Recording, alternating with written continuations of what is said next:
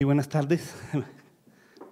Me tocó la hora maldita, decía mi jefe, cuando todos están esperando almorzar rápidamente y no sé si pondrán atención, sobre todo en un tema que de pronto no está muy ligado a las conferencias que han visto, pero están muy ligados en la medida en que tiene que ver con el tema de protección de datos personales. Y me ha correspondido en este instante hablar sobre las perspectivas de la superintendencia respecto a la transparencia y acceso a la información pública por parte de los sujetos obligados. Lo que voy a tratar en modo muy rápido en esta conferencia es establecer en primer término las relaciones. Ha existido mucha confusión en el país respecto a cuando se expide esta ley 1712, esta ley de transparencia respecto a la ley 1581 y a las leyes anteriores que se habían expedido sobre protección de datos en Colombia.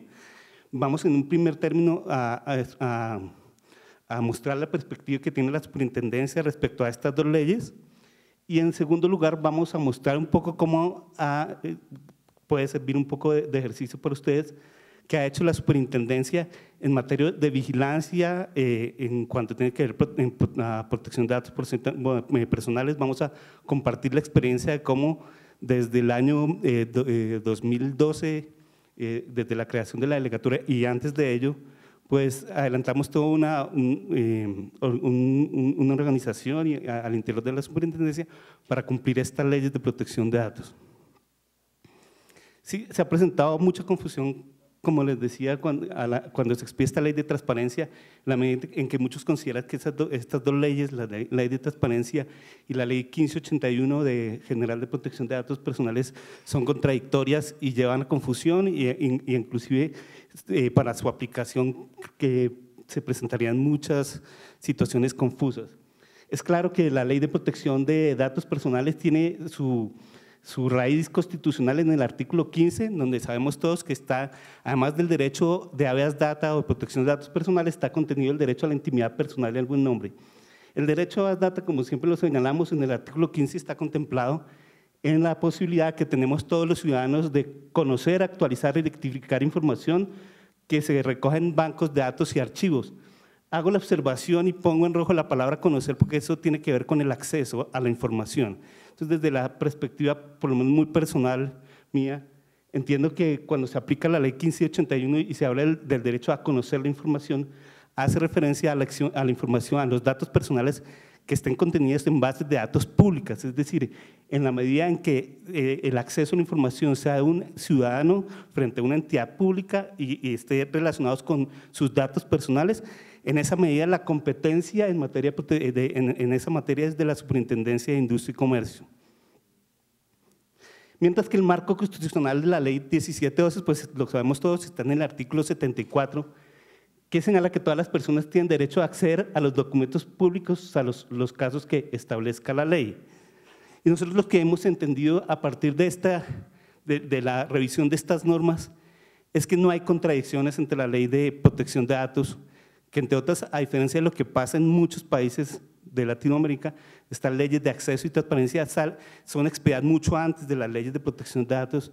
De hecho, por ejemplo, en el INAI, antes IFAI, la Autoridad de Protección de Datos, la ley de protección de datos es posterior a la ley de transparencia y la misma autoridad en el INAI se encarga del acceso al acceso a la información pública y la protección de datos personales. Eso no ocurre aquí. Pero lo que entendemos es que no existe ningún obstáculo entre las dos leyes, al contrario, creemos que una es el límite de la otra y el límite está dado precisamente en el artículo 6 de la ley 1712 que define la información pública clasificada como aquella información que estando en poder de custodia de un sujeto obligado en su calidad de tal pertenece al ámbito propio, particular, privado o semiprivado, y aquí hay dos definiciones bien importantes de una persona natural o jurídica, por lo que su acceso puede ser negado o exceptuado. Entonces ya tenemos claramente establecido que el límite del acceso a la información pública, de acuerdo a la superintendencia, está dado precisamente por esta norma. Cuando la información de la que se trata es información pública clasificada y se trata de datos personales, privados o semiprivados, allí está el límite del acceso a la información pública. Y por eso es claro que tenemos que revisar la clasificación que se ha hecho de datos personales a lo largo de la expedición de las normas sobre protección de datos. Y la clasificación que hay de datos personales, como todos lo sabemos, es una clasificación que en principio es jurisprudencial, después estaba contenida en la primera ley de protección de datos personales, la ley de datos personales financieros, la ley 1266, y en el decreto 1377, reglamentario de la Ley General de Protección de Datos, se hizo una nueva clasificación sobre todo lo que tiene que ver con el dato público. Por eso es claro que los datos públicos son los que, de acuerdo con las normas, son calificados como tal en la ley. La define así la norma, el dato es público, es aquel que no es privado o semiprivado. Y hace relación a los datos relativos al estado civil de las personas. Incluimos dentro del decreto 1377 los datos relacionados con la profesión u oficio de las personas y su calidad de comerciantes. E incluimos los datos de los servidores públicos. Luego ese tipo de información es pública y en consonancia con la ley 1712 puede ser divulgada. Los datos semiprivados son aquellas, la definición de datos semiprivados no la encontramos en ninguna parte del mundo, solo aquí en Colombia es muy sui generis y está contenida en la 1266. Trajimos esa definición por ley y la definición pues, es bastante interesante. El dato semiprivado es aquel que no es ni público ni privado. Esa es la definición que trae la ley. Entonces es el dato semiprivado. El dato semiprivado realmente es un dato construido por la ley y se considera datos semiprivados aquellos que no tienen naturaleza íntima o reservada, pero que pueden interesar a un grupo de personas o a la sociedad en general. Ahí incluimos, por ejemplo, los datos financieros, los datos relacionados con la forma de obligarse a las personas, pero también incluimos datos como la dirección, el teléfono, el correo electrónico personal de cada uno de nosotros, no los correos ni los teléfonos o direcciones de nosotros como servidores públicos o relacionados con nuestra profesión o oficio. Esos datos semiprivados son los que están definidos, pues, a los que hace relación el artículo 6º de la 1712. Y el dato privado es el dato que es relevante para el titular. Hay también una categoría especial de datos que considera la ley como de especial protección, como son los datos sensibles, y en ese sentido es importantísimo señalar lo que ha establecido la Superintendencia de Industria y Comercio y que ahora fue reconocido en sentencia de hace unos pocos días de la Corte Constitucional en cuanto tiene que ver con el principio de circulación restringida de la información. Se ha establecido que de acuerdo con este principio, por Internet no se pueden divulgar datos que no sean públicos, es decir, datos privados o semiprivados no pueden ser divulgados por Internet, inclusive por las entidades públicas. De hecho, con ocasión de una queja que presenta un ciudadano afirmando que su hija menor había sido violada y que la sentencia en donde se definía el asunto en la Corte Suprema de Justicia Sala Penal aparecía en Internet con los nombres e identificaciones de esta menor. Con fundamento en eso, la Superintendencia impartió una orden en el sentido de anonimizar esa información, esos datos sensibles, pero la Corte, asumiendo también esa misma posición, ha considerado que en las decisiones que toman las entidades públicas, en donde haya datos sensibles, privados o semiprivados, hay que anonimizar. Es un punto bien importante sobre el particular. Les cuento pues enseguida lo que hemos hecho a partir de la expedición de las normas. Acordemos que hay 2 leyes de protección de datos en Colombia, somos muy sui generis, no hay una autoridad, en Colombia hay 2 autoridades de protección de datos y desde esa perspectiva la Delegatura de Protección de Datos fue creada inclusive antes de la expedición de la primera Ley General de Protección de Datos con el decreto 4866 del 2011 y estructuramos esa delegatura en 2 sentidos. La cabeza principal de la delegatura está dada por el despacho del delegado. Aquí sí no traje la alineación, me faltó la alineación del partido, todavía no hemos jugado.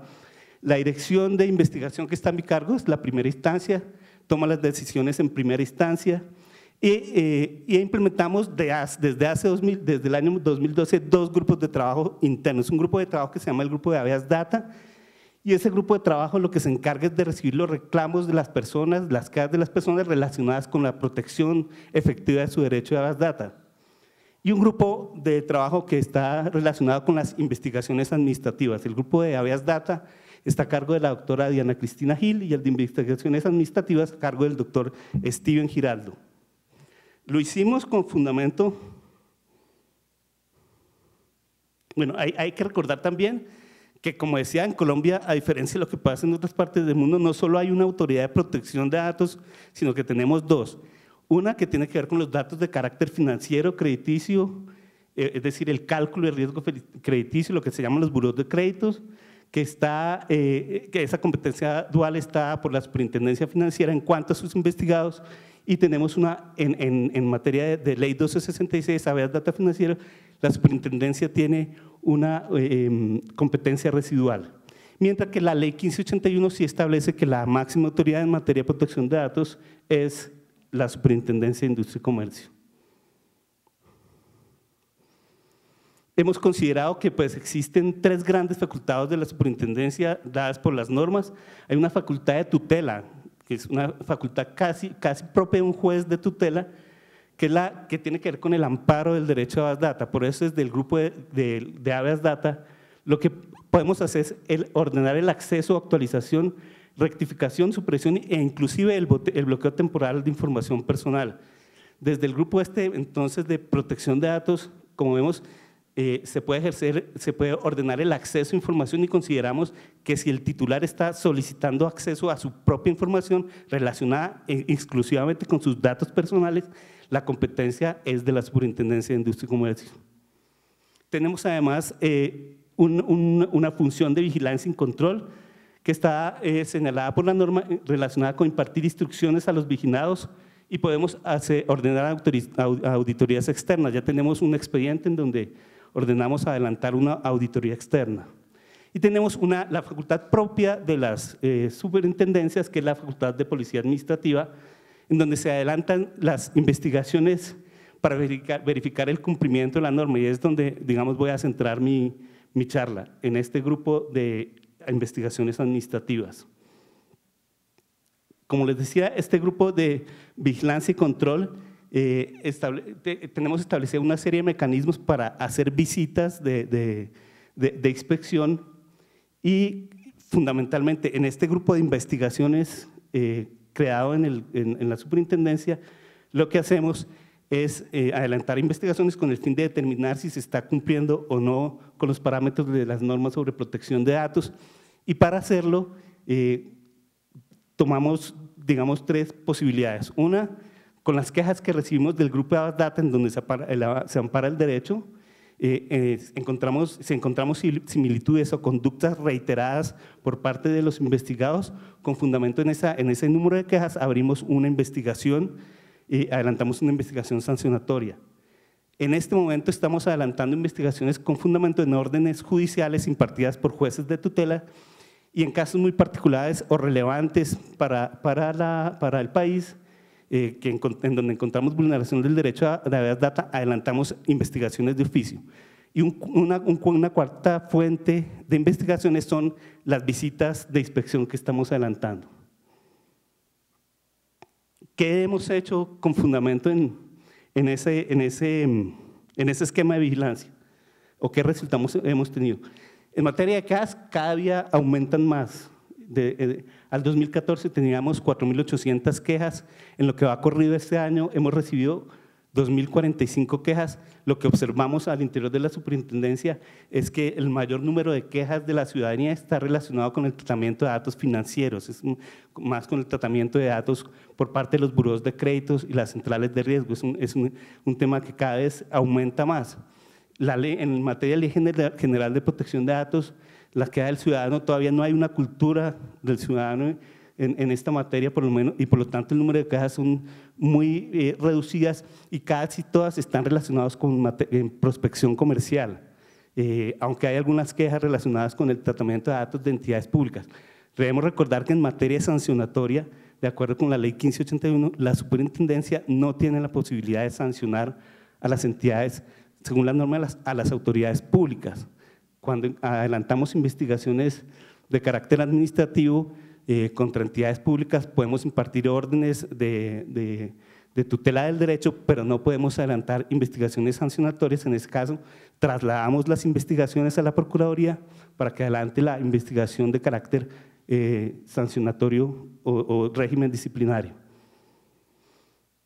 La eficacia de nosotros está dado en principio por el garrote, y lo que hemos hasta ahora impartido son 447 sanciones por 11.453 millones de pesos. De las 447 sanciones, apenas 10 o 15 están relacionadas con la Ley General de Protección de Datos. Las demás sanciones están relacionadas con el tratamiento de datos financieros, con el tema de buros de crédito. Lo que sí debemos observar, sobre todo con respecto a la Ley 1581, es que a partir de la expedición de esta norma, a partir del 2012, emprendimos una campaña muy alta de concientización tanto a los ciudadanos como a los entes investigados, y ya hemos, digamos, cruzado ese umbral de las capacitaciones, del compromiso de las entidades, y estamos entrando pues en el régimen sancionatorio en la medida que estamos viendo que hay incumplimiento de esas normas. Órdenes administrativas, lo traigo a colación porque también es uno de los aspectos más importantes que hemos adelantado en la superintendencia. Hasta en el 2014 ya habíamos impuesto 153 órdenes administrativas. En lo que va corrido este año ya llevamos 54, y en total de órdenes administrativas hemos impartido 497 órdenes desde antes de la creación del grupo de la Delegatura de Protección de Datos. Y en este año, en lo que va corrido este año, ya hemos adelantado 19 visitas relacionadas con la aplicación de la Ley 1581.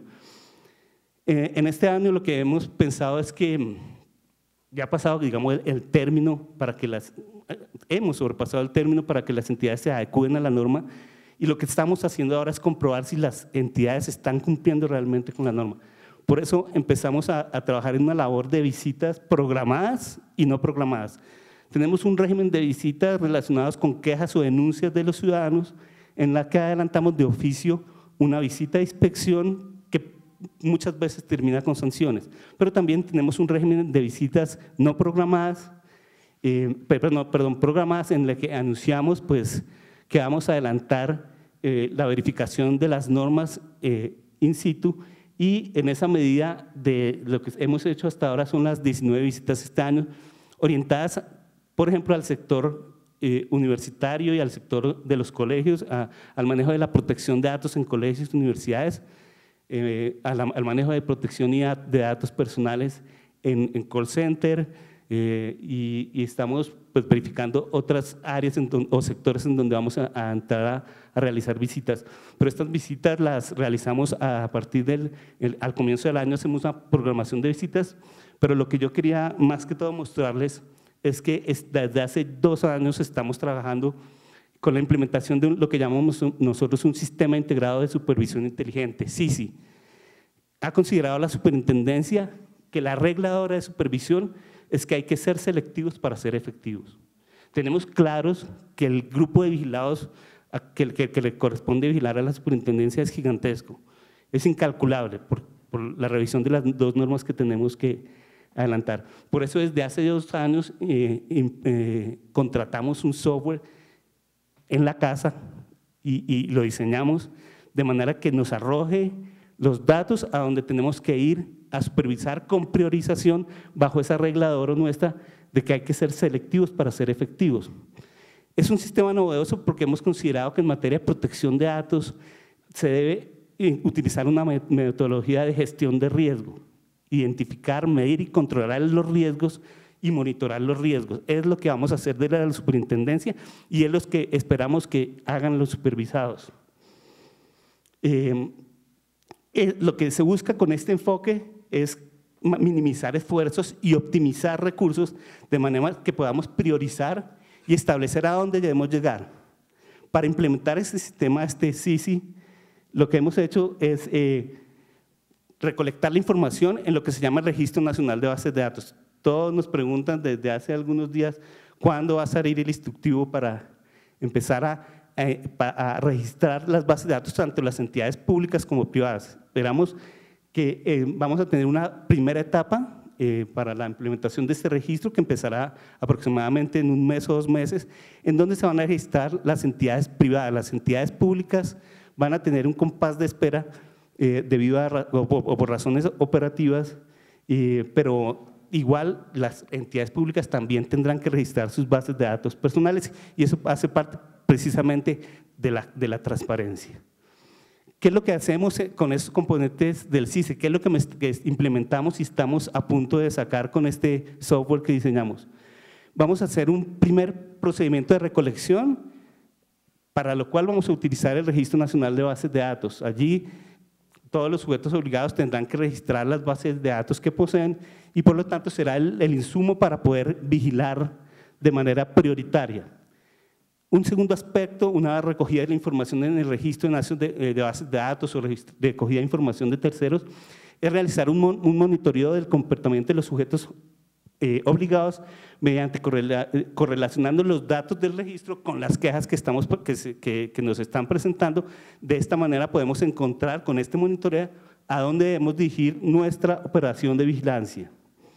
Y un tercer aspecto, una vez hecho el monitoreo, ya es priorizar, ya es determinar dónde tenemos que visitar, dónde tenemos que hacer análisis o verificación in situ o extra situ, establecer los sujetos obligados, cómo están manejando los datos sensibles, cómo está manejando la trazabilidad, cómo está manejando el riesgo, y priorizar. Creo que el aspecto más importante de este CICI es poder priorizar. Le comento un poco a manera de conocimiento que la Dirección de Protección de Datos Personales en este momento, hasta el año pasado, contamos solo con 18 personas para atender la protección de datos en todo el país. En este momento ya contamos con 32 funcionarios y contratistas que están apoyando la labor, pero precisamente por ese por esa reducción en los recursos que tenemos que utilizar un mecanismo que es de la implementación del Sistema Integrado de Supervisión Inteligente, que nos permita priorizar y cumplir esa regla de oro en supervisión. Hay que ser selectivos para ser efectivos. Después de priorizar, hacemos la inspección, hacemos la visita o hacemos inspección in situ o extra situ, enviamos oficios o hacemos ya inspección en terreno, y dependiendo del nivel de interés que nos va a arrojar el sistema, encontramos a qué entidad o a qué ente privado o público debemos dirigir nuestras facultades de supervisión.